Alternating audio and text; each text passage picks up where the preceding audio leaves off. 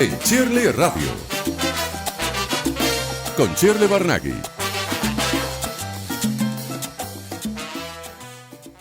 Bueno, a esta hora voy a conversar con Boris Muñoz, columnista de opinión del País, fundador, quien dirigió la sección de opinión del New York Times, curador de ideas de la plataforma Boom.press y profesor invitado en la Escuela de Periodismo de Berkeley University. ¿Cómo estás, Boris? Qué gusto conversar contigo esta mañana. Shirley, un gusto saludarte. Por favor, ¿Cómo tú, estás? bien, ¿tú me ves?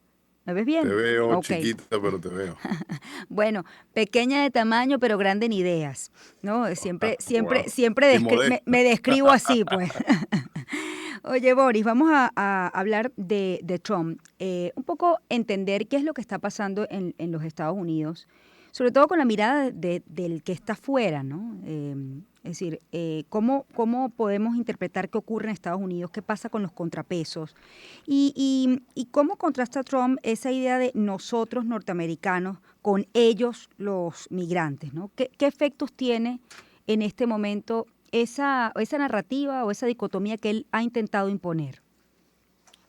Bueno, eso es un tema bien grande, pero es una narrativa que no es nueva, ¿no? Y que Trump tampoco la está usando ahora de manera, digamos, sorpresiva. Es su discurso central desde que él llegó a la política, a la gran política, en 2015, bajando aquella escalera cuando se declaró contra los bad hombres, los malos hombres que venían de México, sobre todo eso tenía una identidad muy específica, y dijo que construiría un muro para separar a Estados Unidos del resto de los indeseables, ¿no?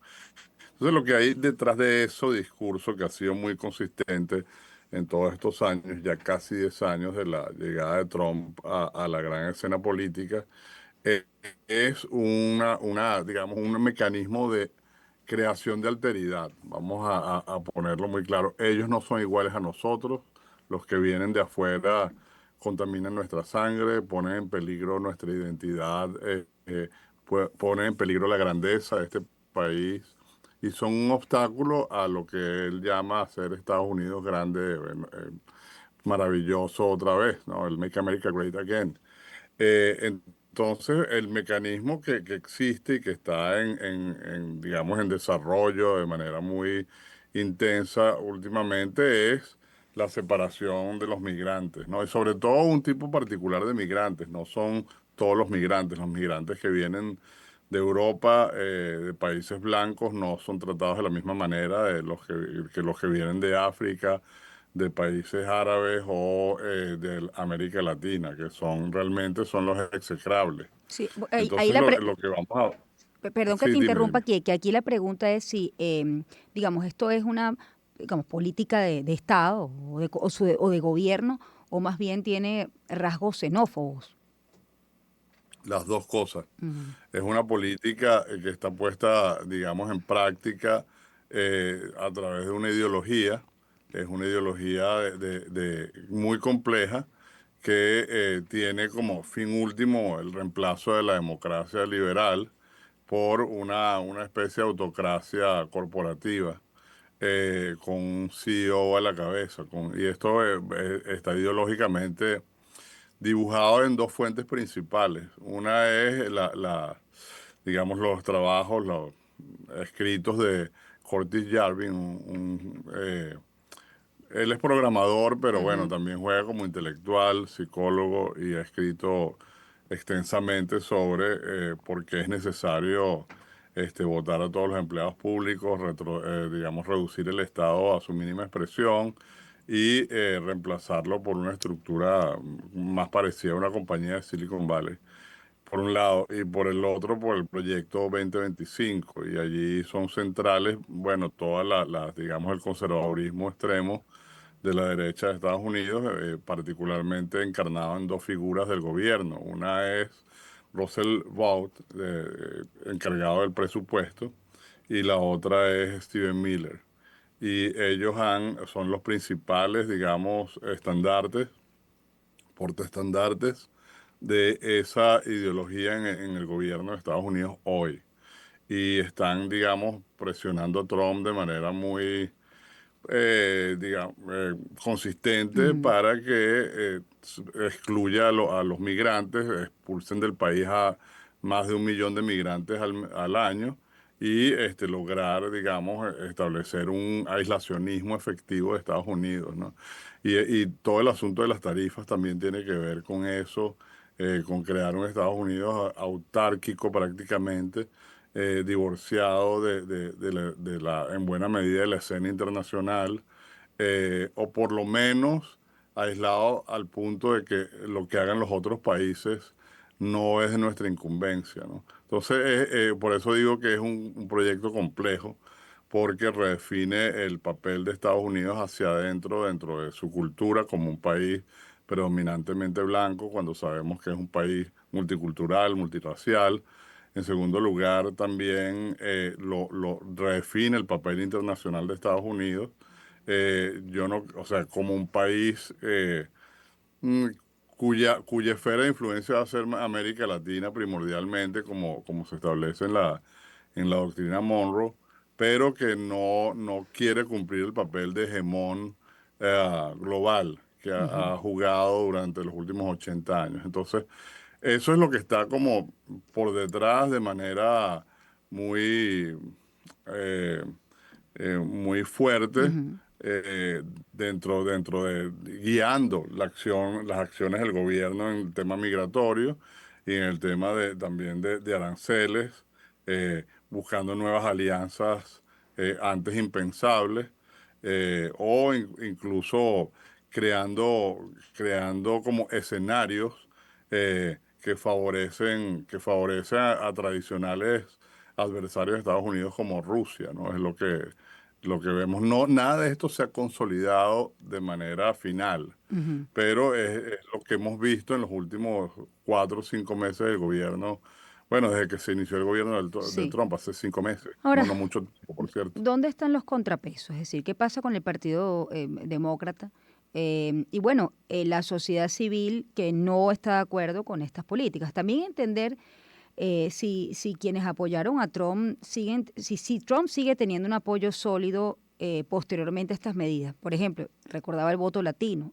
El voto latino se incrementó a favor de Trump en esta última elección. Es decir, Ujú.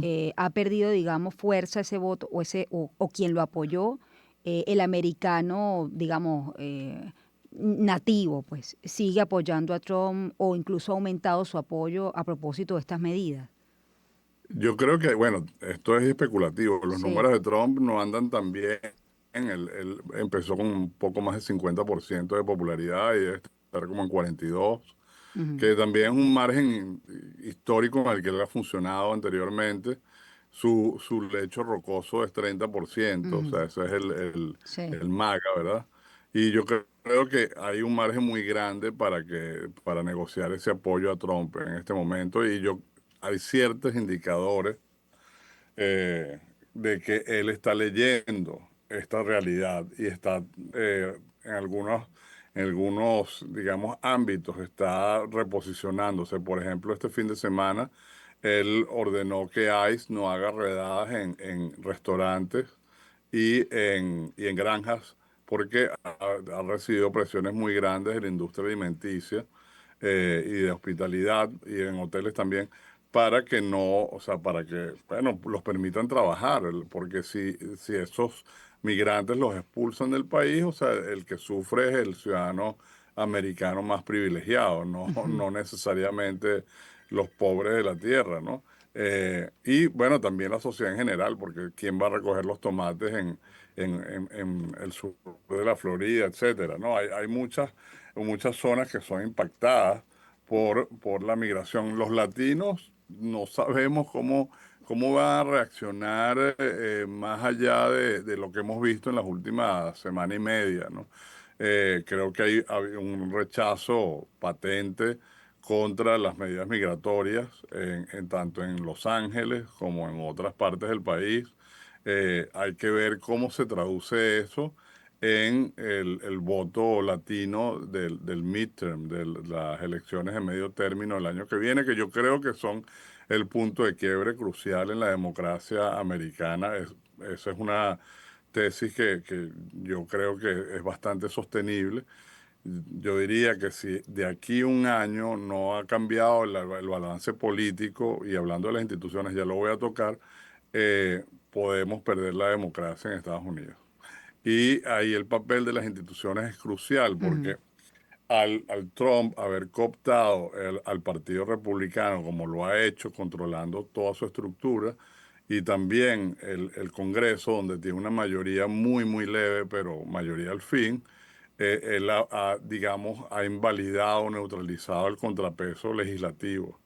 Y entonces allí hay un gran problema porque los propios republicanos que no están todos de acuerdo con Trump, hay muchos de ellos que están intimidados y no se atreven a manifestarse para no recibir su castigo y bueno, y afectar su perspectivas políticas, ¿no? Por otro lado, el Tribunal Supremo, que está jugando, y las Cortes, que están jugando realmente el verdadero contrapeso ujú, institucional aquí, están haciendo un trabajo interesante, pero también limitado. Por ejemplo, la Corte Suprema ha venido apoyando muchas de las decisiones de Trump, no todas, pero algunas centrales sí lo ha hecho. Y son las cortes distritales, hay varios circuitos de corte, un sistema complicado para mí entender, eh, que han estado emitiendo órdenes que han sido un freno a la acción de Trump en migración, por ejemplo, las visas para estudiantes, ujú. eh, ha- han sido un factor muy importante para detener esa medida contra universidades como Harvard, por ejemplo. Entonces, bueno, ahí vemos pero es un balance muy precario.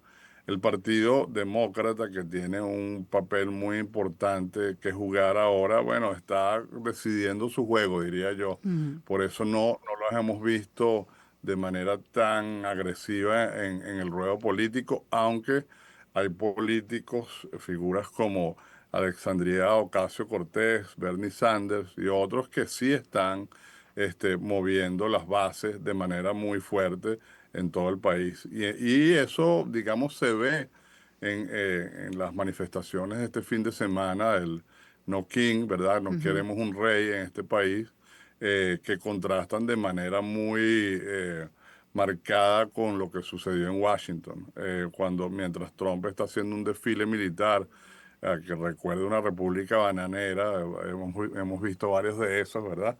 En Corea, en América Latina, en Rusia, en China, y para prácticamente autocongratularse por su fabulosa gestión.